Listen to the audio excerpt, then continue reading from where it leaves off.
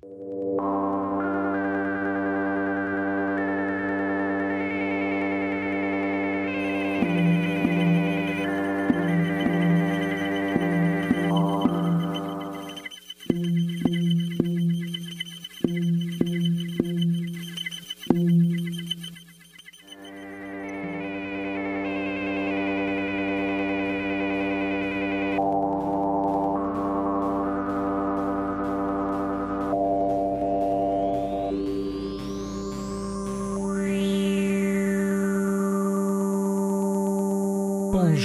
à toutes et à tous et bienvenue à cette nouvelle édition de Radio ALNNT2, votre émission hebdomadaire portant sur les arts et la littérature numérique ainsi que sur les nouvelles textualités, nouvelles technologies. Le 4 juin 2019 dernier, le ALNNT2 recevait Viet Cao, gestionnaire et analyste principal de Synapse C. Il présentait une conférence intitulée « La donnée, source de connaissances des publics et de leur développement ». Et nous avons le privilège de pouvoir l'enregistrer et vous la présenter en intégrale ici aujourd'hui. Bonne écoute tout le monde. Donc, aujourd'hui, je crois comprendre que je clôture une saison de midi-conférences, donc je vais essayer d'être à la hauteur des attentes. Je vais vous entretenir aujourd'hui vraiment de la donnée comme source de connaissance des publics et de leur développement, comme marqué dans le titre, et notamment via l'illustration de projets, comment on a accéléré ou initié finalement l'exploitation du potentiel des données, en particulier de manière collective. Je vais commencer par résumer un peu une vision des enjeux de développement que traversent beaucoup d'organisations culturelles. Basiquement, on essaie de faire 4 choses à peu près en même temps. Soit on a un nouvel objet culturel auquel on essaie de trouver donc un marché ou un public existant, soit à le développer pour un nouveau marché. Donc on fait à la fois de la pénétration de marché ou du développement de marché. Soit au contraire, on crée un nouvel objet en fait, et cette fois il y a une dimension de développement finalement de nouveaux produits. Encore une fois, toujours pour un marché existant ou un nouveau marché. Donc on pense que c'est probablement pour ça que certaines organisations, c'est assez difficile de tout faire en même temps, d'avoir des stratégies adaptées. Donc, basiquement, est-ce qu'on fait de la consolidation ou de la rétention donc, des publics ou donc des lectorats, je pense, dans votre cas, on est ici plus dans l'univers du livre. Ça se retrouve à peu près dans toute industrie. C'est pas, par exemple, qu'on ait un Robert Lepage, qu'on a fait une très belle pièce de théâtre, que la suivante va forcément fonctionner dans les mêmes conditions. L'enjeu, c'est qu'on est toujours, contrairement peut-être à des produits de commodité, dans un renouvellement perpétuel, à la fois des objets, mais également donc, des publics. Et souvent, la démarche n'est pas forcément systématisée et documentée, archivée. Beaucoup de décisions ou de décisions d'affaires sont quand même assez prises de manière assez intuitive. Comment on peut en fait documenter tout ça pour s'améliorer de projet en projet. Donc en général, un plan de développement, ça dérive vraiment donc, soit de la mission de l'organisation ou du projet plus précisément. Qu'est-ce qu'on peut en faire? Quelle stratégie on va déployer? Et éventuellement, quelle tactique pour atteindre l'objectif donc, mentionné. En général, donc, on va dire l'idée du projet, on peut avoir plusieurs objectifs de développement de public. Ce n'est pas forcément financier, même si on le retrouve souvent. Est-ce que c'est donc d'atteindre une certaine rentabilité, de développer le nombre d'abonnés, par exemple, dans le cadre de l'art de la scène, ou de lectorat? Pour une bibliothèque, est-ce que c'est plus que le nombre de personnes qui rentrent dans une bibliothèque, ou au contraire le nombre de fois que le livre sort de l'étagère? Ça peut être des objectifs plus sociaux également, soit de diversité, enfin d'équité, d'atteindre un peu tous les publics, ne pas être finalement dans une niche, ou au contraire d'être complètement niché. Et également, des fois, ça peut être tout simplement un objectif complètement artistique, plus expérimental, expérientiel. Donc, il y a moins une idée d'atteindre des cibles, mais au contraire, donc, de prendre le temps de proposer, d'apporter des propositions différentes à celles qui existent dans le marché. Ça peut être donc des expériences, soit des collaborations uniques ou spéciales, le côté un petit peu éphémère, ou au contraire, donc, d'augmenter des qualités finalement donc, de l'expérience, on va dire, culturelle. Et pour cela, en général, donc, si on parle un peu de données ou d'observation, les indices, les sources d'observation qui peuvent nous aider à donc, mieux définir ces objectifs ou les raffiner, c'est tout simplement des fois les activités passées, en fait, des saisons passées ou de l'expérience précédente, voir l'historique, les tendances, à la fois à l'interne ou dans l'ensemble de l'écosystème, si on parle d'une discipline, par exemple, éventuellement s'il y a déjà donc, un plan stratégique ou des sondages pour savoir finalement être au plus près donc, des envies et des intérêts. Ensuite, au niveau de l'analyse, c'est tout simplement c'est un peu la communication, donc à qui on s'adresse. Est-ce qu'on s'adresse encore une fois à tout le monde? Cet objectif que l'on veut atteindre, est-ce qu'il est finalement pour tous? Ou si les publics sont un peu différenciés, mais qu'on veut atteindre le même objectif pour chacun d'entre eux, comment après déployer des stratégies un petit peu différentes? Par exemple, encore une fois, donc en art de la scène, même si on veut développer le nombre de représentations, densifier la programmation, on va probablement pas s'adresser de la même façon à un abonné qui est déjà habitué, qui est déjà depuis une vingtaine d'années, qu'à la nouvelle personne qui n'est peut-être jamais venue donc, au théâtre, etc. Et donc, à partir de là, donc, il y a une réflexion vraiment à faire, donc, à partir de l'interne des publics actuels, mais également des publics potentiels. Donc, encore une fois, à qui on s'adresse et si on s'adresse à eux, donc avec quel message et quel contenu. Encore une fois, donc, il existe diverses sources d'informations dans un plan de développement de public. Donc, encore une fois, donc, l'interne. Donc, s'il y a une billetterie, et encore une fois, je tiens à préciser que ce n'est pas forcément une billetterie payante. Ça peut être aussi, par exemple, dans les maisons de la culture, des activités donc, complètement gratuites, mais avec un laissez-passer. Des études, des sondages. Également tout ce qui est un peu potentiel, donc par comparabilité avec des institutions, mettons, de même taille ou qui opèrent dans le même écosystème. Encore une fois, donc, si on va un peu plus grand et plus loin, donc, est-ce qu'on peut se comparer, par exemple, à des quartiers équivalents dans le monde, des villes équivalentes dans le monde, ou des institutions équivalentes? Enfin, ensuite, donc, tout ça permet donc d'établir un peu plus quelle stratégie. Une fois qu'on a défini qu'est-ce qu'on veut atteindre avec qui, en fait, comment l'atteindre? Est-ce qu'on a aussi des objectifs un peu plus différenciés? Encore une fois, si je veux donc ajouter, mettons, un concert supplémentaire dans ma saison de programmation, est-ce que je veux que, mettons, 2/3 des abonnés y aillent, mais seulement 1/3 pour les visiteurs occasionnels, etc. Donc, comment être un peu plus ciblé, comment avoir des attentes aussi plus réalistes, d'une certaine façon, et un peu moins dans l'exploratoire et le gros bon sens, on va dire. Et enfin, donc, en termes plus pratico-pratiques également, donc, il y a une forme d'analyse de coût-bénéfice aussi, donc des ressources dont on dispose à l'interne. J'aime bien caricaturer que, par exemple, si dans une ère d'hyper-personnalisation, si, mettons, on se rend compte qu'on a 150 000 personnes différentes, on va peut-être pas avoir 150 000 stratégies différentes. Il faut au contraire trouver un peu le bon ratio, donc à quel point ça vaut la peine de donc, segmenter pour avoir finalement des stratégies différenciées, mais en même temps gérables d'un point de vue donc, ressources et tout simplement humain aussi. Pour cela, évidemment, donc on peut encore une fois s'appuyer donc, sur des stratégies qu'on a déjà déployées, celles qui ont fonctionné, mais celles aussi qui n'ont pas fonctionné. Il y a des apprentissages à en faire. On prend des fois pas assez le temps d'apprendre d'un projet à un autre. Et également, donc, on pourrait pourquoi pas donc, faire des groupes tests, etc. Tout ça permet donc vraiment d'établir donc l'objectif finalement associé au projet de manière un peu plus finalement quantifiée, mesurable, juste pour savoir si finalement on a un peu atteint ce qu'on voulait atteindre. Si on l'a pas atteint, à la limite c'est pas grave, mais de comprendre le pourquoi du comment. Il y a toujours quelque chose, un apprentissage à apprendre pour s'améliorer finalement pour le projet existant, mais aussi dans le temps. Enfin, donc, en passant à l'action, tout ça donc, se décline souvent, il y a, en Angleterre, il y a une méthode qui s'appelle les 4 P, là, mais pareil, finalement, donc, est-ce que, finalement, à quelque part, c'est les caractéristiques un peu du produit qu'il faut mieux faire valoir, finalement, pour qu'il trouve son public? Au contraire, est-ce qu'il y a une notion, finalement, donc, c'est place en anglais, mais de support, finalement? Quel est le support le plus adéquat, selon donc, le segment que l'on veut atteindre? Le prix, bien sûr, price. Est-ce que finalement, des fois, on est dans une stratégie de volume un peu de marge, ou au contraire, une stratégie très nichée avec une forte valeur ajoutée, une forte marge? Et enfin, donc, bien sûr, toute cette mise en marché, donc le marketing en tant que tel. Est-ce qu'il y a des moments, des contenus à faire de manière plus pertinente? Si on prend le parallèle avec le fameux algorithme de recommandation, c'est finalement d'avoir le bon contenu au bon moment à la bonne personne.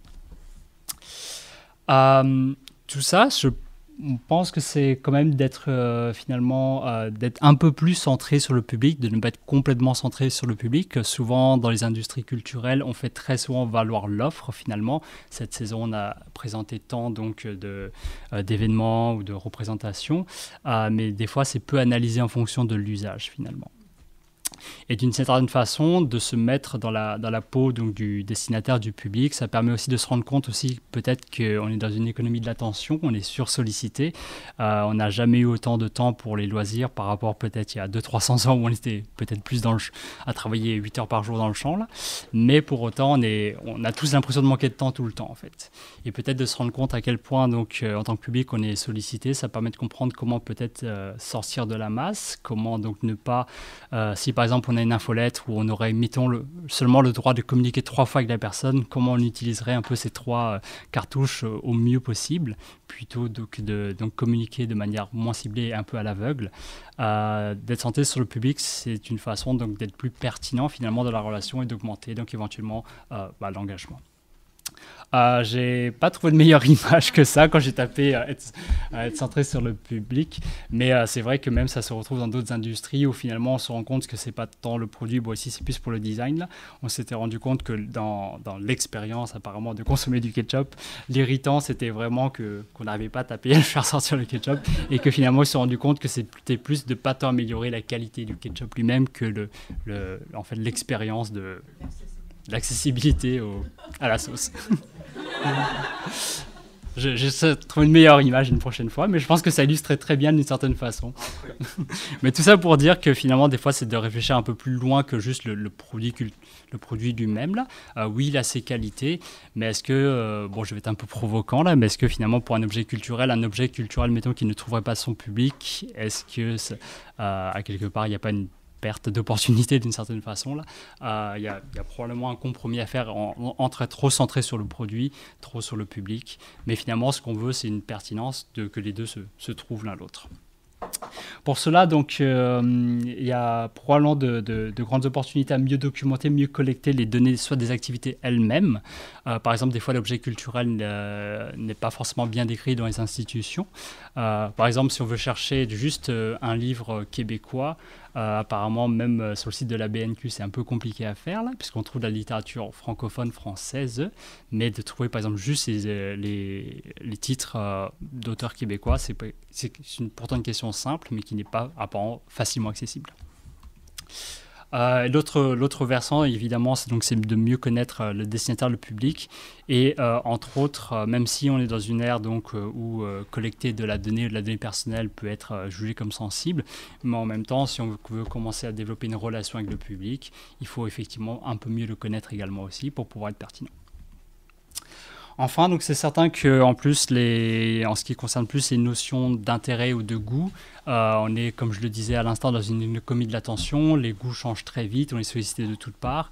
Et effectivement, c'est très difficile de pouvoir prétendre qu'on va bien connaître donc, le public dans tous ses goûts, ses intérêts.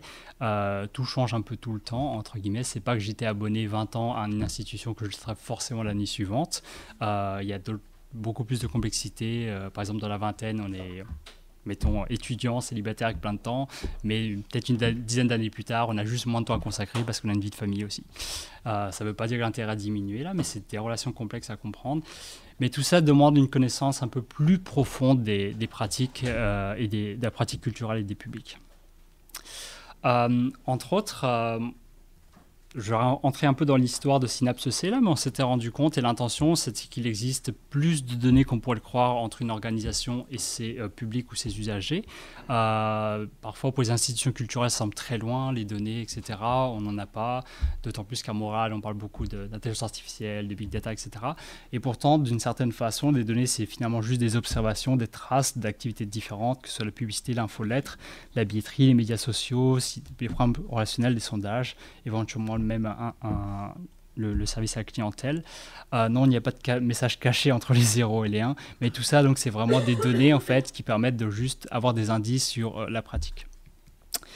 Et l'idée, c'est que peut-être qu'il est difficile individuellement pour chaque institution. Imaginez juste une petite institution de 3 personnes qui font à peu près tout en même temps. Là. Donc un directeur général, quelqu'un qui a à la fois la billetterie, médias sociaux, gérer le site internet, et une troisième personne à la programmation, mettons. Mais pourtant, il existe aussi probablement des stratégies d'exploitation plus collectives. d'une certaine façon communautaire. Synapse C, c'était un projet qui était né au partenariat du quartier des spectacles, parce que donc, le partenariat du quartier des spectacles, ça faisait sens. Il y a une très haute densité d'institutions et de lieux culturels dans juste ce kilomètre carré, là, dont l'UQAM fait partie d'ailleurs. 25% de tous les billets en art de la scène, donc un quart de tout ce qui se fait au Québec se vend juste dans ce kilomètre carré, en fait.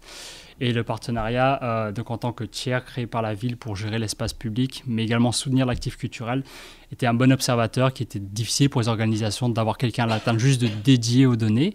Mais est-ce que, d'une certaine façon, au vu de la densité, c'était pertinent de créer finalement un service partagé d'analyse de données pour toutes les institutions, puisqu'à l'inverse, on n'a pas non plus besoin d'une analyse de données 365 jours par an dans toutes les institutions. L'intention de tout ça, c'était vraiment de comment en fait, on pouvait trouver des stratégies de valoriser des actifs existants, des actifs ou des passifs, mais en tout cas des choses qui sont là mais qui dorment un petit peu.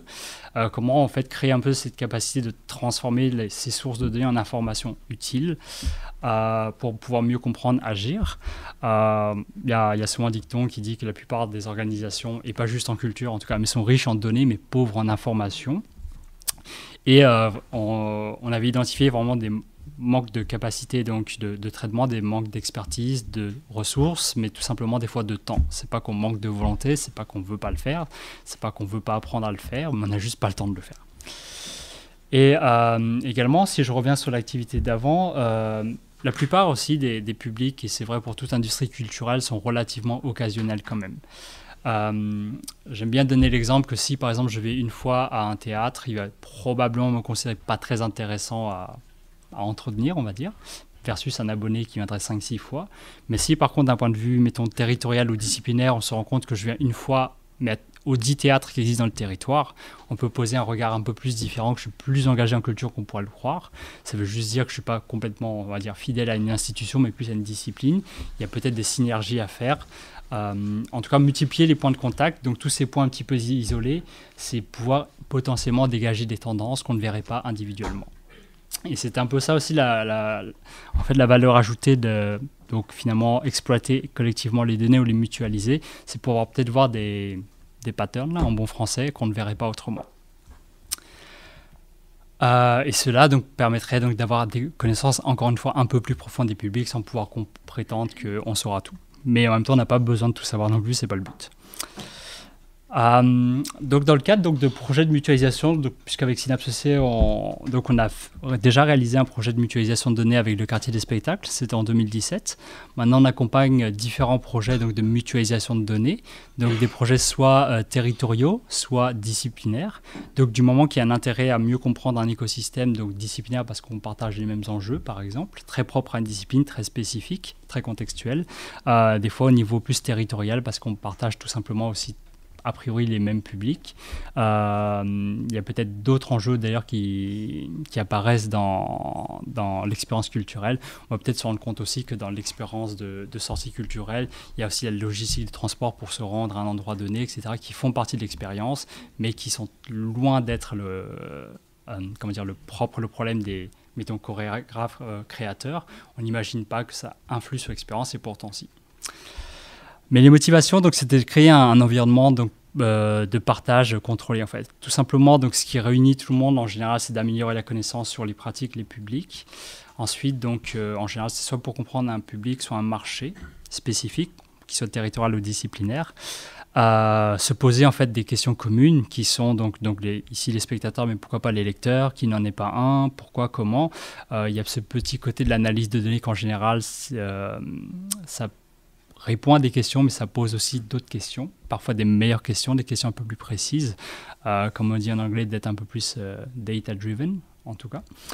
Et en fait, finalement, comme je le disais, donc des fois, l'inverse aussi, c'est de se mettre dans la peau, finalement, du public et de le comprendre dans son contexte de fréquentation. Comme je le disais, on est dans une économie de l'attention, on est aussi sollicité de toutes parts, on n'a jamais que 24 heures dans une journée, peut-être seulement 10 éveillés dans les 24, mais comment finalement les gens distribuent ce temps-là, il y a des choses à comprendre.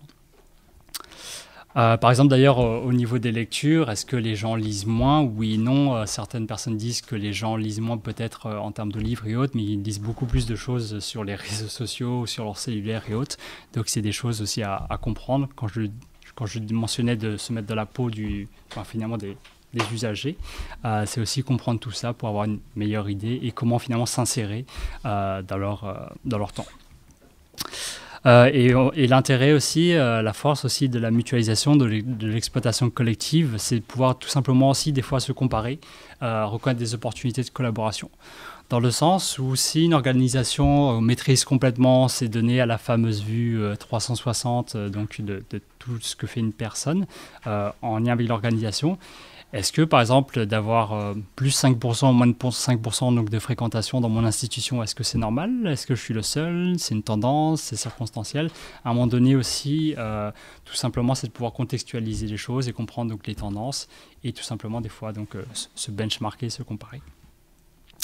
Et enfin, au-delà des données qui sont mutualisées dans cette dynamique collective, en général, c'est surtout des ressources et des compétences qu'on met ensemble, finalement. On accélère un petit peu les expériences. On a vu dans nos projets que parfois, la personne peut être un peu plus, on va dire, champion des données de l'organisation et peut-être aussi elle-même un peu seule dans l'organisation. Et de pouvoir trouver un peu des homologues ou des équivalents dans d'autres organisations permet de les challenger, de les pousser plus loin. Et pour revenir donc ça c'est les motivations et en termes donc d'environnement donc contrôlé, donc ce qu'on avait fait dans nos projets, c'est beaucoup de procéder par anonymisation. Encore une fois, ce qu'on veut comprendre, c'est les tendances en général et pas au niveau d'une personne.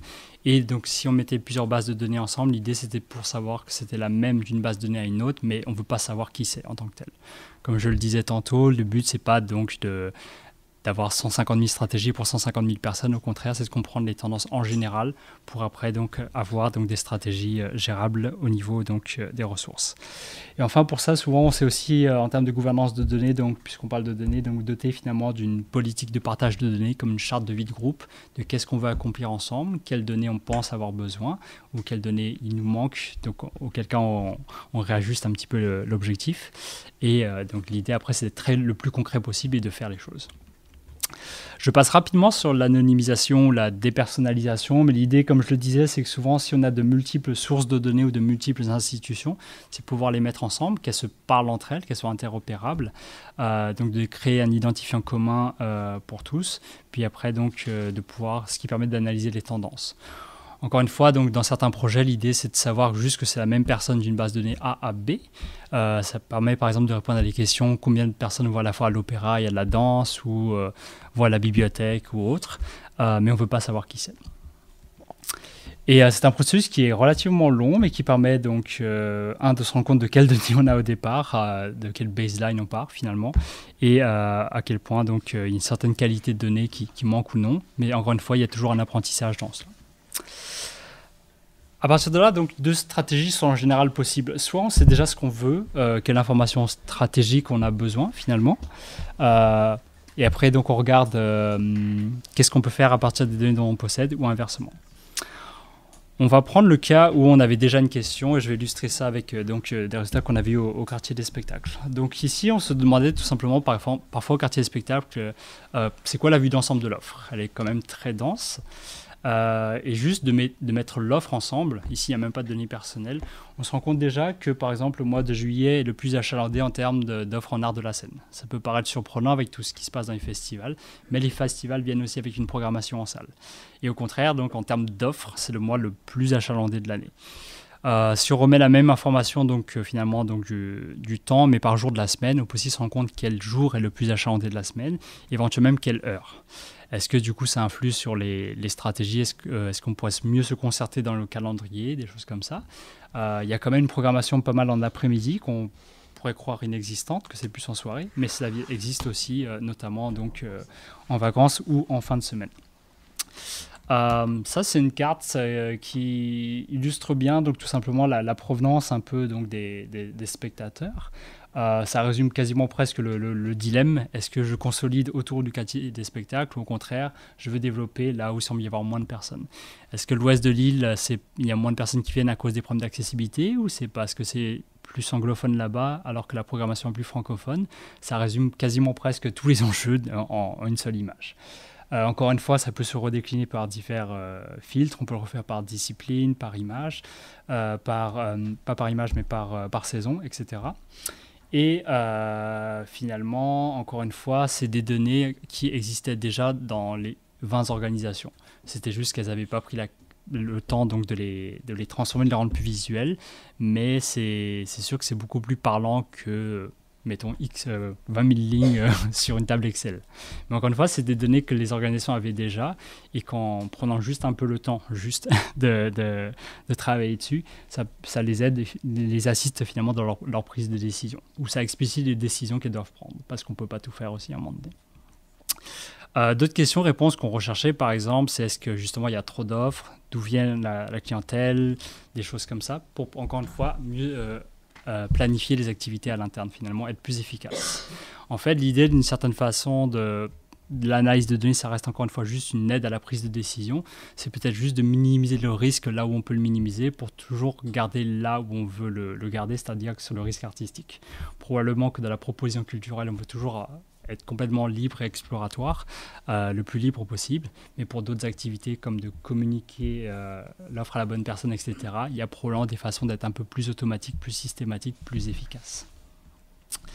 En termes donc juste de l'offre culturelle au quartier des spectacles, par exemple, on s'était rendu compte qu'au bout de 10 événements en simultané le même soir, c'est trop en fait. Il y a une baisse donc de l'occupation, donc ce qui veut dire que en fait il n'y a pas probablement un public prêt à venir en centre-ville et à payer pour de l'art de la scène, une forme de limite à un moment donné.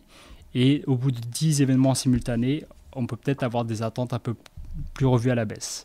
On a refait cette analyse-là, par exemple, juste par discipline. On se rend compte que pour la danse, c'est dès le 2e spectacle de danse. C'est quand même quelque chose de plus spécialisé. Il n'y a pas un public pour 2 spectacles de danse en simultané le même soir. Probablement parce que ce serait le même, mais ils n'ont pas le don d'ubiquité. Et que pour l'humour, par exemple, c'est au bout du 5e, du 6e. Un mythe aussi, souvent, donc pas un mythe, mais en tout cas une intuition, en fait une question où tout le monde a son opinion dessus, mettons, c'est par exemple le fait que probablement que le public sur l'île de Montréal est peut-être plus éduqué, plus cultivé et assiste à plus d'événements en art de la scène, ou en culture en général. En tout cas, pour la partie art de la scène, ce qu'on a analysé, c'est que oui, probablement en termes du nombre de visites par an, ça semblait un petit peu plus haut pour les habitants sur l'île de Montréal. Si on prend en compte la dépense, au contraire, on se rend compte que si les gens viennent de plus loin, ils se font plaisir tant qu'à faire.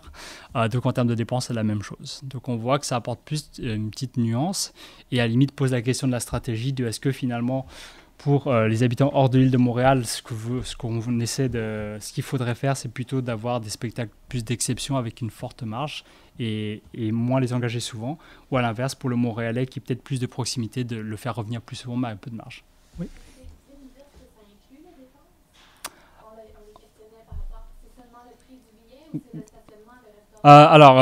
Oui, c'est d'autres questions. Là, on parle donc de dépenses, on ne parle pas de retombées économiques.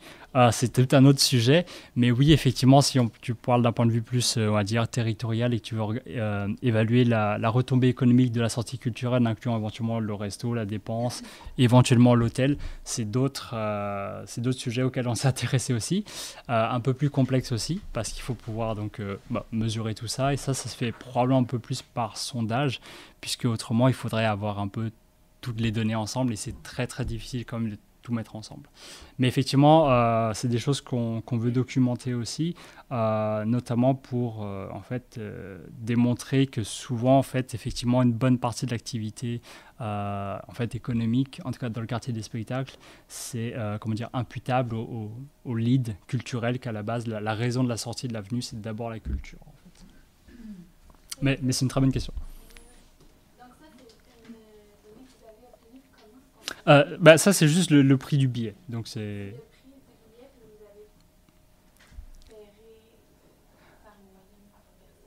Oui, c'est ça. Donc, en fait, c'est vrai qu'il y a une stat que je n'ai pas montré. Donc, ça, c'est le résultat du projet de mutualisation des données de 20 institutions du quartier des spectacles, les 20 plus grandes, en fait, quasiment.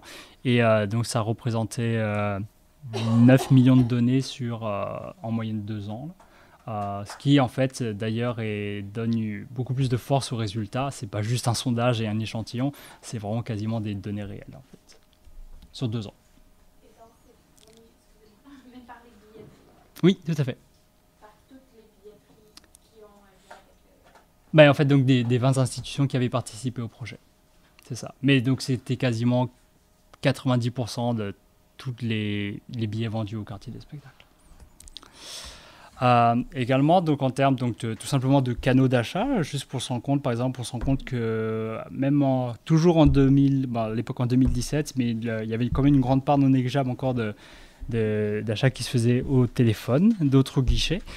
Téléphone tout simplement parce que en fait au théâtre, des fois quand on est abonné, on veut appeler juste pour être sûr d'être à côté, donc des personnes à qui on veut être, au lieu d'acheter chacun de son bord, où il y a encore beaucoup d'échanges quand même de dernière minute.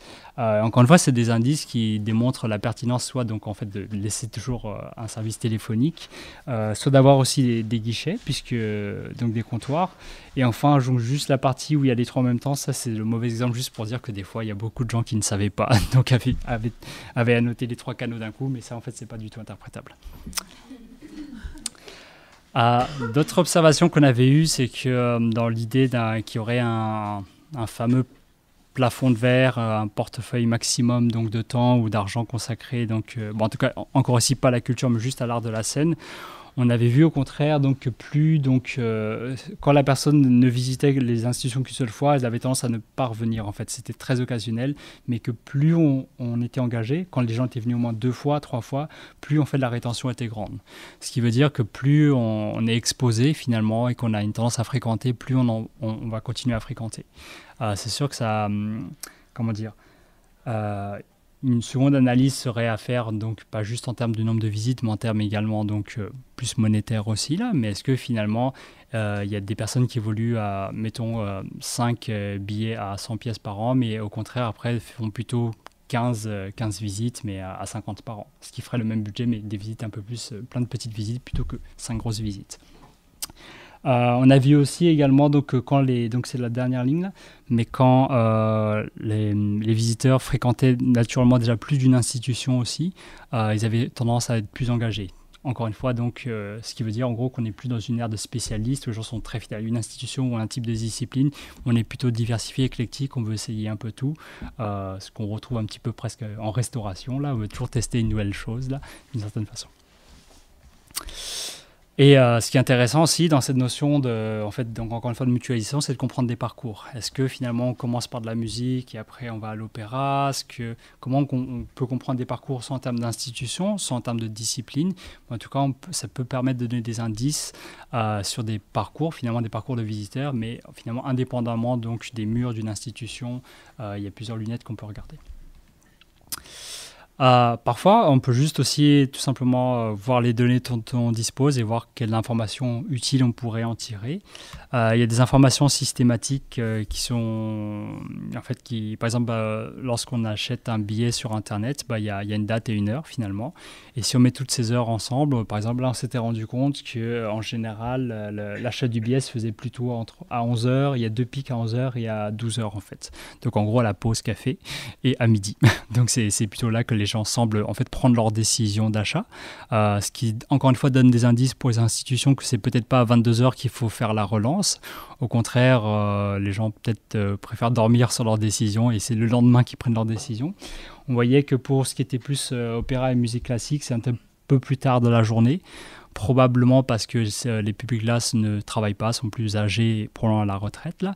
Mais encore une fois, ça donne des indices sur comment optimiser certaines activités donc, de communication. Encore une fois, le but, c'est toujours donc, d'améliorer donc, la pertinence, finalement. Comme je le disais, si on avait juste le droit de communiquer 2 fois, comment on utiliserait ces 2 ou 3 fois là, il y a des indices pour ça.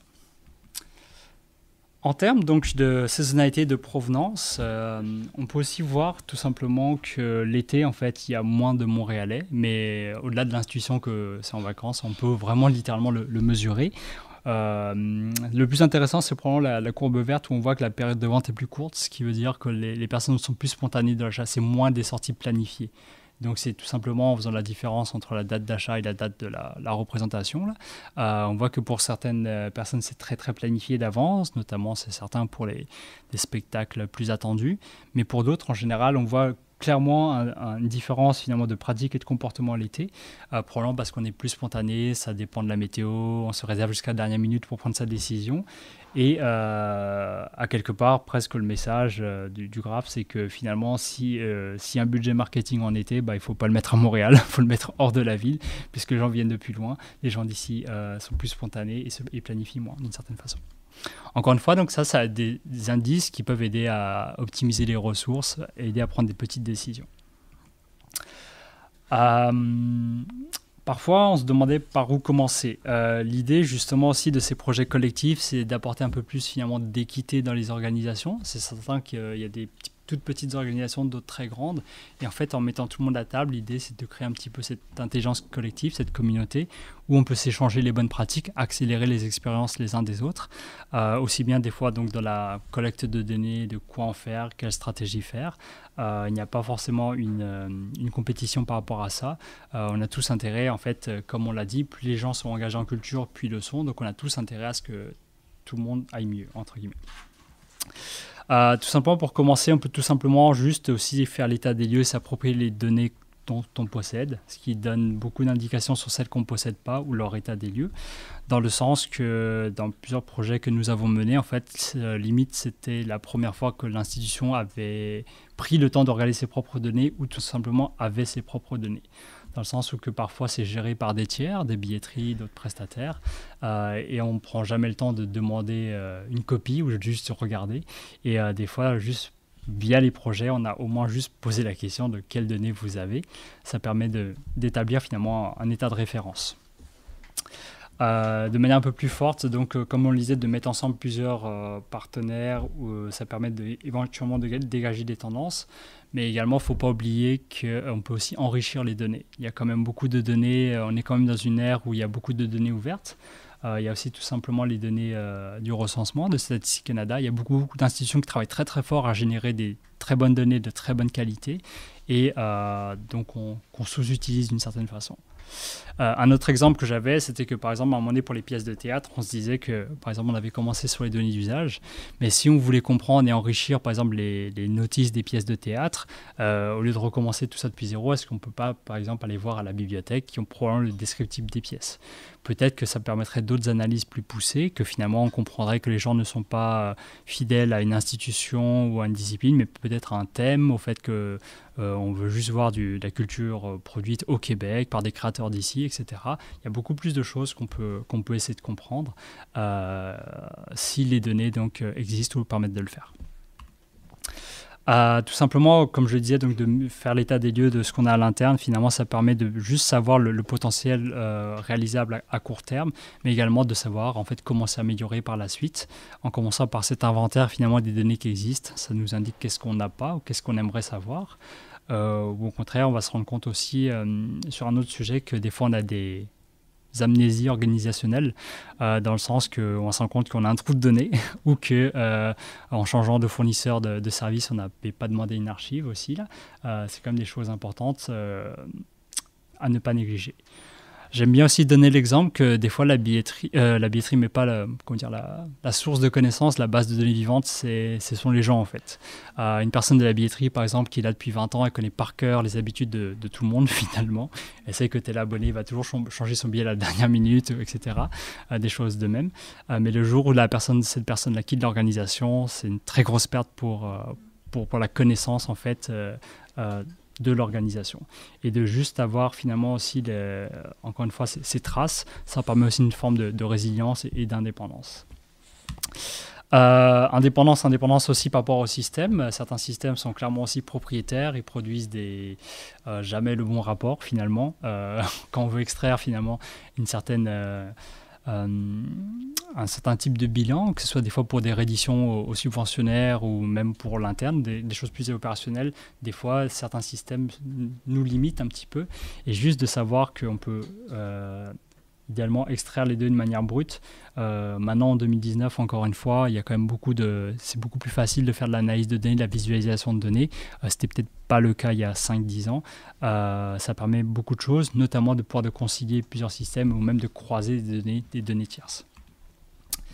Ne pas se limiter au format, c'était peut-être plus très propre à l'art de la scène, là, mais effectivement, souvent dans les systèmes de billetterie, ça va générer des rapports PDF autres, mais jamais celui qu'on veut, comme je le disais à l'instant. Et enfin, comme je le disais, au-delà de tout ça, les données, c'est jamais qu'un moyen, une aide à la décision. Il faut leur donner du sens, du contexte, donner plus de sens, peut-être plus de sens collectivement. Si par exemple je prends encore une fois l'exemple d'une bibliothèque, est-ce que finalement la métrique de succès c'est le nombre de visiteurs ou c'est le nombre de prêts par personne? Est-ce que ou au contraire ce serait presque de regarder du point de vue de l'ouvrage, du titre, est-ce qu'il est souvent sorti de la tablette? Est-ce que par exemple, même si on a un prêt de 3 semaines pour un livre, est-ce qu'un roman de 600 pages, on devrait avoir les mêmes attentes qui sortent 18 fois par année versus une nouvelle qui fait juste 10 pages? Est-ce qu'on devrait avoir des attentes différentes entre ces deux ouvrages, par exemple? Est-ce que finalement, presque, je provoque là, mais pour une bibliothèque, en fait, la métrique de succès, ce serait qu'elle devrait être toujours vide de tout le temps. C'est-à-dire que les titres sont toujours en circulation. Ça, c'est juste un exemple que des fois aussi les données, c'est moins compliqué qu'on le pense et on peut en faire beaucoup d'utilisations assez originales. Souvent, je faisais un quiz sur le nombre d'usages du code postal. La réponse, c'est que la limite de votre imagination. À la base, souvent, c'est demandé pour une transaction sur Internet pour valider, en fait, par rapport à la carte de crédit. C'est plus une mesure de sécurité très pratico-pratique. Mais ça permet d'analyser la provenance, de comprendre par quartier, par ville, de comprendre les pratiques. Est-ce que les gens viennent de loin, de près? Est-ce que c'est, donc encore une fois, consommation, un usage de proximité ou pas? Est-ce que donc après ça permet d'enrichir les données, auquel cas donc pour la donnée c'est juste un moyen finalement donc de coupler avec beaucoup plus de données. Est-ce que c'est un des indices qu'encore une fois donc là on peut appeler ça du géomarketing, mais comme je l'avais résumé de la figure tantôt, est-ce que finalement pour le quartier des spectacles c'était de comprendre qu'il y a des fractures linguistiques ou des fractures d'accessibilité? Est-ce qu'en fait, on peut aussi avoir des stratégies plus précises sur certains types de segments, notamment forcément des touristes? Comme tu posais ta question tantôt sur les retombées économiques, c'est sûr que dans certaines définitions plus ministérielles, un touriste, c'est quelqu'un qui vient de plus de 40 km. C'est des choses qu'on peut aussi suivre indirectement. Enfin, donc, si je reviens également plus à la gestion de données aussi, beaucoup d'apprentissages ne sont pas dans les résultats de l'exploitation des données, mais sur en fait, comment on gère les données à l'interne, qu'est-ce qu'on a, qu'est-ce qu'on n'a pas. Tout simplement de savoir quelles données il manque, de savoir peut-être qu'on a beaucoup trop de bases de données très dispersées. Il y a aussi des institutions, et c'est normal, qui utilisent 3-4 systèmes. On va savoir un SurveyMonkey, un Eventbrite, un Google Analytics, etc. On multiplie les objets, ce qui est tout à fait normal puisqu'on veut multiplier les points de contact avec finalement l'usager. Mais est-ce qu'à quelque part, on ne dilue pas finalement cette connaissance et chacun crée son propre... c'est plein de petits fiefs là qui ne se parlent pas. Et déjà, on se rend compte que parfois, c'est juste d'avoir une vue d'ensemble à l'interne, de se parler à l'interne, qui est assez important. Il y a également parfois un bon travail d'annotation, et c'est vrai que ça peut être intéressant avec des travaux universitaires qui peut être fait pour mieux caractériser, comme je le disais, l'objet culturel finalement. Par exemple, dans le cadre donc de l'art de la scène, on se disait que par exemple, peut-être que dans l'analyse, il faudrait éliminer au contraire faire ressortir certaines caractéristiques, type est-ce que c'est une supplémentaire, est-ce que c'est une première mondiale, des choses comme ça. En termes de données elles-mêmes, il y a plein d'enjeux de format, d'accent, etc., mais qui maintenant sont faciles à gérer quand même. Il faut juste aussi avoir une certaine exactitude des données, finalement. Si on prend juste l'exemple transactionnel, des fois, c'est avec le frais du billet, non, etc., c'est des petits détails. Mais juste de parler le même langage, ça permet d'aller beaucoup plus loin. Et enfin, donc, sur les types de publics, ça va rejoindre un peu qu'est-ce qu'on veut faire. Est-ce que finalement, quelque part, il y a certaines informations manquantes que, par exemple, on veut juste finalement, mettons pour un théâtre scolaire, finalement différencier on va dire, le client scolaire qui est basiquement une école du client occasionnel qui est une personne. C'est des choses qu'on veut valoriser, c'est des segments qu'on veut atteindre différemment. Est-ce qu'on veut comprendre le lien entre les deux? Est-ce que le théâtre fait en sortie scolaire amène aussi des visiteurs plus, on va dire, dans leur vie personnelle? Après, ils fréquentent le théâtre par après. Est-ce que c'est une métrique de se rendre compte qu'on a finalement rempli cette mission d'apporter de la littératie, on va dire théâtrale? C'est des choses auxquelles il faut y penser en amont. Ça, c'est une métaphore d'un collègue de Statistique Canada, là, mais qui disait que basiquement d'étiqueter, d'avoir un dictionnaire de données, en fait, c'est un peu comme les aliments. Si c'est bien étiqueté, c'est plus facile de s'y retrouver dedans et qu'on pourrait varier plus les recettes. Je vais, je pense, passer à l'exemple donc, de donner du sens ou donner des sens différents. Mais juste peut-être le deuxième exemple sur le scan, le balayage du billet. Encore une fois, c'est juste pour illustrer qu'à la base, par exemple, d'avoir un scan, un balayage du billet, c'est juste à la base pour éviter que deux personnes impriment le même PDF et s'assoient à la même place. Ça fait des chicanes à gérer. Mais que par exemple, après, si on est un peu plus imaginatif, peut-être qu'on peut appliquer ça à comprendre les billets de faveur. Est-ce qu'il y a des gens qui ne viennent pas du tout parce qu'on se rend compte que oui, c'est pas que c'est a été acheté que la personne va se présenter. Est-ce qu'à la limite, après, même pour une organisation, ça peut aider à voir que finalement, ils disposent peut-être de billets qu'ils pourraient donner à leurs propres bénévoles, personnels, etc. Là. Il y a d'autres façons de faire. Et est-ce que c'est presque ça redéfinit la notion d'assistance réalisée? Est-ce que les gens sont vraiment venus? Par exemple, c'est un exemple concret de quelles données ça peut apporter. Enfin, sur des données un peu plus non documentées, mais par exemple, si on regarde la durée d'un concert ou d'un spectacle, le fait qu'il y ait une entracte ou non, ce n'est pas des choses qu'on documente comme ça. Là. Mais est-ce que finalement, juste de le savoir et de l'analyser après, ça peut donc donner des indices, encore une fois, sur la pratique culturelle. Ça, c'est un exemple qui a été fait, puisqu'à Synapse C, on travaille aussi beaucoup en collaboration avec l'académique des universités. En fait, on pense que s'il y a de plus en plus de données qui sont structurées, éventuellement rendues disponibles à des tiers, ça peut faire avancer la recherche. Et à l'inverse, pour les organismes culturels, oui, il faut avoir le courage de les rendre disponibles à des tiers et éventuellement à des non-diplômés encore, mais ça peut aussi apporter des perspectives originales finalement d'utilisation. Ici, c'est un travail qui avait été fait avec des étudiants finissant en maîtrise d'intelligence d'affaires.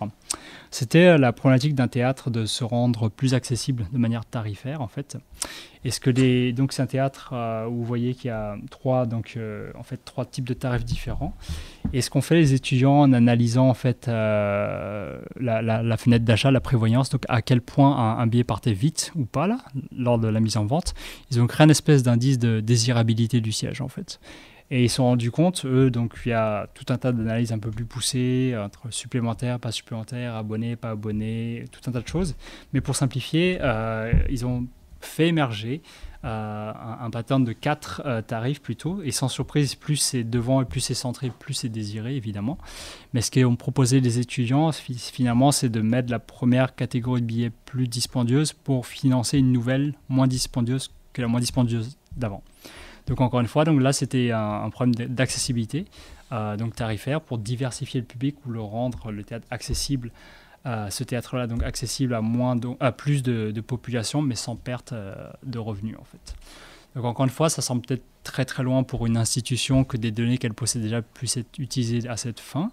Ils n'avaient jamais pris le temps de s'y attarder.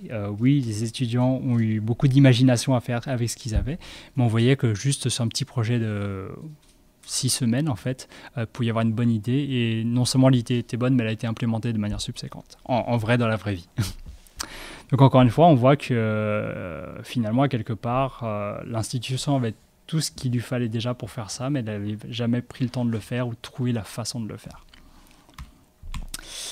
Et après, si je reviens, l'idée, c'est éventuellement d'avoir finalement cette interrogation permanente entre qu'est-ce qu'on peut faire avec ce qu'on a et qu'est-ce qu'on voudrait faire avec ce qu'on n'a pas encore, mais de se donner quelques ambitions quand même, pour avoir quelque chose qui est plus organique. Et souvent, on retrouve qu'il y a aussi des outils. L'idée, c'est pas de repasser, c'est pas que de faire de chaque institution culturelle un lieu d'analyse de données, c'est pas le cœur du métier non plus là, ça reste un moyen et pas une fin. Et si on revient sur la problématique de départ, qui était soit d'avoir un nouvel objet ou un objet existant, mais à des publics existants ou nouveaux, souvent on retrouve dans le marketing qu'on va résumer ça avec des personas, un peu des usagers types finalement, auxquels on va avoir des stratégies un peu différentes. Et éventuellement, d'un projet à un autre, le problème va se reposer à chaque fois. Et l'idée, c'est est-ce qu'on peut trouver certaines caractéristiques un peu longitudinales qu'on peut réutiliser à chaque fois pour finalement toujours apprendre de projet en projet et bâtir sur le capital existant au lieu de tout recommencer à zéro à chaque fois. Souvent, c'est peut-être des tableaux de bord, en tout cas, mais définir certaines métriques qui est intéressant de suivre à travers le temps aussi.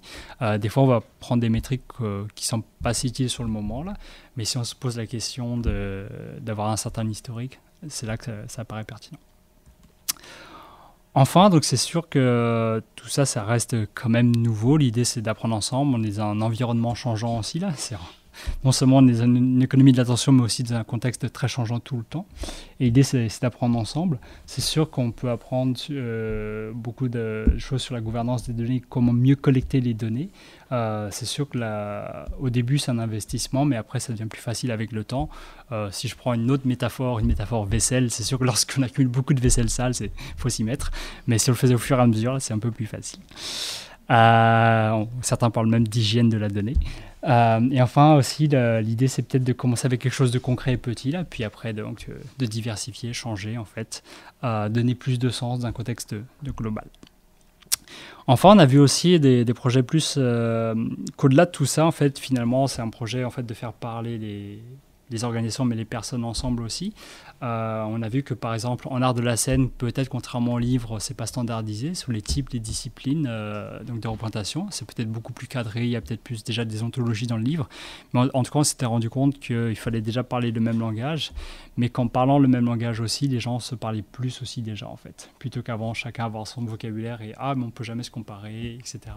On se rendait compte que finalement, on anime une certaine conversation, finalement.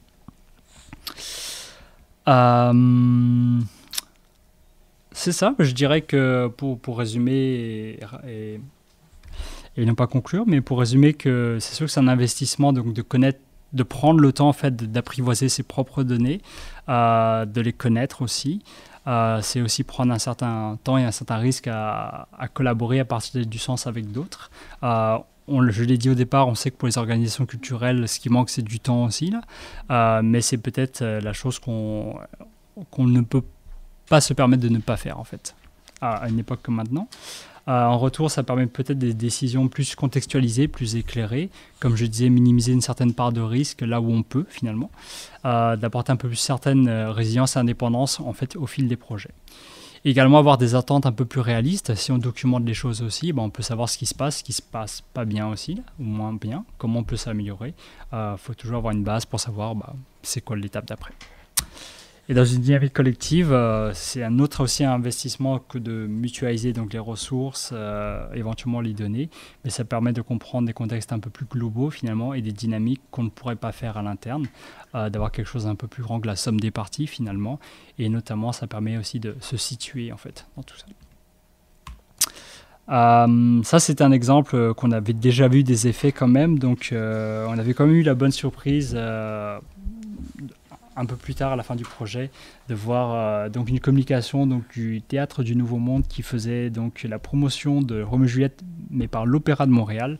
On voyait déjà que en fait, certains effets de comprendre un peu cette coopétition-là, de toujours garder les gens engagés en culture, même si des fois, c'est pas nous qui présente l'offre, en fait. Mais on voyait que c'était assez nouveau et innovant dans la communication, où je pense que les publics en fait ici donc du TNM étaient peut-être intéressés à comprendre que j'ai vu la pièce, est-ce que je serais curieux d'aller voir la version opéra. Je vais finir sur Synapse C, où c'est ça, donc notre mission, on est un OBNL qui a été créé il y a 2 ans suite à l'expérience du quartier des spectacles. On a eu un certain intérêt public à continuer la démarche, à l'expérimenter et surtout la transférer finalement. Comme je le disais, donc c'était une dynamique collective au quartier des spectacles. Maintenant, on la transfère là où il y a de l'intérêt finalement. Des fois des projets disciplinaires, des fois des projets territoriaux. On accompagne 4-5 projets en ce moment, et pas que dans l'art de la scène. On a déjà des collaborations avec l'ALQ, l'Association des libraires du Québec, éventuellement avec d'autres bibliothèques, ou en tout cas dans le milieu du livre. C'est certain qu'on pense que c'est très intéressant, malheureusement, il y a quand même des silos déjà entre les secteurs culturels, entre le livre, le cinéma, l'art de la scène, etc. Et pourtant, il y a probablement des choses qui seraient à transférer, des bonnes pratiques qui pourraient être bénéfiques en fait, pour tous. On a beaucoup d'activités, donc encore une fois, de mutualisation, en tout cas d'exploitation collective des données. C'est notre ADN, on pense que c'est très enrichissant pour tout le monde. L'idée après, c'est ce qu'on apprend des projets, en fait, de le transférer le plus possible aux organisations. Comme je le disais, le côté mémoire organisationnelle, donc, mais également renforcement des compétences. Formation, ça c'est plus des activités comme présentées à l'instant avec l'académique. On pense que dans la formation des futurs gestionnaires en entreprise culturelle, mais également des analystes de données.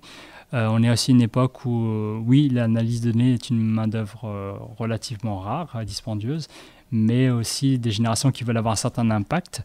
Et si on peut les sensibiliser, qu'il y a aussi des enjeux de données tout aussi intéressants en OSBL, en culture, et pas que dans les grandes institutions, ça peut être très, très intéressant également. Et le côté recherche partenariale, je l'ai déjà mentionné, mais si des ensembles de données donc déjà sont mieux structurés et plus récents, c'est aussi une matière première qui parfois manque ou sont moins disponibles pour les chercheurs, et comment en fait on peut trouver le bon cadre pour avoir de la recherche partenariale gagnante-gagnante. Ça fait avancer les connaissances, ça documente, ça peut valoriser les données de manière un peu différente, un peu moins opérationnelle et au quotidien. Pourquoi pas de l'argumentaire, je sais pas moi, de lien entre la santé mentale et le fait d'aller à la culture, des choses comme ça. C'est clairement des choses que ne font jamais les organisations à l'interne, c'est pas dans leur cœur de mission. Ça peut être dans le mandat du chercheur. On peut trouver donc des cadres pour réaliser ce type de projet. Cet acétate, c'était plus pour également mentionner que ce type de projet collectif, ça existe aussi à travers le monde. On n'est pas si haute que ça. Il y en a quand même partout dans le monde. Il y a sous différents vocabulaires, que ce soit du audience research et autres. Mais en tout cas, par exemple aux États-Unis, où la culture est peut-être aussi plus financée de manière privée là, par les patrons, là, les fondations et autres. C'est sûr que quand c'est financé un peu plus à l'externe, ils veulent savoir un peu quel résultat ça apporte, basiquement. Là. Et c'est vrai que la notion de audience research se fait énormément aux États-Unis. En Angleterre, il y a une initiative très intéressante pour l'art de la scène qui s'appelle The Audience Agency. Ça, c'est que le Arts Council England, en fait, il y a 10 ans, a monté une forme de... En fait, un côté que si on est financé par le Conseil des Arts, la donnée doit servir de manière publique. En tout cas, ils ont une plateforme nationale où on peut vraiment suivre en fait, tout ce qui se passe en art de la scène. En fait, ils ont une plateforme où on peut voir tout ce qui se passe au niveau des publics en termes donc de territoire, de comté, de discipline. Ils ont même créé des segments propres à la culture. C'est pas des segments donc du commerce de détail, mais c'est propre à la culture littéralement. Et ça existe depuis 10 ans. Et c'est à tel point avancé qu'ils ont même créé un second outil où, en fait, en tant qu'artiste, créateur, on peut regarder la dernière salle où on s'est produite en art de la scène, regarder le type de segment qu'on a rejoint et leurs proportions relatives, et regarder partout dans le reste du Royaume-Uni quel type de salle rejoignent ces mêmes publics et ainsi planifier sa tournée. Donc on voit qu'ils ont même rendu l'outil à un autre niveau dans le sens vertical, là, où même la donnée qui à la base est peut-être plus dans les lieux de diffusion est remontée des fois au producteur, mais des fois carrément à l'artiste, en fait, au créateur. Oui, ça s'appelle The Audience Finder et c'est opéré par The Audience Agency. En fait, les captures écran, tu peux te créer un compte, c'est juste que en mode gratuit, tu verras que des statistiques exécutives, un peu comme, en fait, tu verras ce que je vois, mais tu ne pourras pas comparer tes propres données puisque toi-même n'opères pas en Angleterre, parce que l'idée, c'est que tu puisses comparer tes propres données par rapport à celles donc, du groupe, justement. En fait, on travaille beaucoup en collaboration avec eux, là, parce qu'il y a certainement beaucoup à apprendre leurs 10 ans d'expérience déjà. Et ça, par exemple, donc, c'est vraiment juste en fait, l'offre culturelle ici à Londres, en regardant donc, partie d'événements. Là. Ils ont intégré l'art de la scène un petit peu, déjà les musées, les bibliothèques. Mais c'est sûr que tout ce qui est un peu bibliothèque, c'est vu de manière différente, vu que, en tout cas dans leur cadre d'analyse, un livre, ça s'emprunte à la bibliothèque, mais ça se lit chez soi, donc c'est très difficile donc, de rendre compte à quel point c'est une activité, entre guillemets. Je vais terminer mon intervention sur le fait que donc, une meilleure connaissance des publics est probablement nécessaire, mais en tout cas utile, pour avoir des actions un peu plus pertinentes dans à la fois qu'est-ce qu'on veut accomplir ou comment mieux l'accomplir, qu'il y a peut-être beaucoup plus d'indices qu'on pourrait le croire, en fait des indices via donc les relations qu'on développe et qui sont documentées, donc soit par les systèmes de billetterie et autres. ça reste des actifs potentiels, mais seulement si on les exploite. Si on n'en fait rien, ça reste pas vraiment utile. C'est aussi pour ça qu'on avait monté le projet. On s'était rendu compte qu'entre une organisation qui avait plein de données, qui n'en faisait rien, une qui n'en avait pas, qui n'en faisait rien, ils étaient rendus au même point. Donc comment on pouvait déjà démarrer concrètement les choses. Qu'après, oui, il faut aussi prendre un certain temps d'avoir une utilisation de qu'est-ce qu'on veut. Au début, on peut être en mode exploratoire, de voir qu'est-ce qu'on a et qu'est-ce qu'on peut en faire. Mais à un moment donné, c'est aussi plus intéressant donc de décider parmi tous les chemins possibles lequel on préférerait prendre. Parce qu'encore une fois, c'est sûr qu'on peut faire plein de choses, là, mais il y a peut-être des choses à faire avant d'autres. Et c'est sûr qu'également, donc enfin, les données ont beaucoup plus de valeur lorsqu'elles sont enrichies, annotées, éventuellement croisées. Et c'est, j'imagine, tout aussi vrai dans un contexte académique. Et enfin, donc, c'est sûr que la mutualisation est une stratégie parmi d'autres. C'est sûr qu'on aurait pu faire tout ce genre de projet complètement individuellement aussi, là, mais ça aurait peut-être été un peu moins efficace. Et là, clairement, il y a eu un effet presque d'entraînement. Là. Au début, ça a commencé avec les 10-12 institutions les plus volontaires, on va dire. Et ça a finalement eu un espèce d'effet boule de neige, un espèce de momentum. Là. Et depuis, on veut toujours garder la conversation ouverte et on a initié d'autres projets en ce sens-là. Et enfin, donc, les expertises, les ressources, les compétences, les apprentissages sont vraiment eux-mêmes finalement de nouveaux actifs qui sortent de l'analyse de données, mais qui deviennent intéressants aussi à cultiver sur le long terme. Merci beaucoup.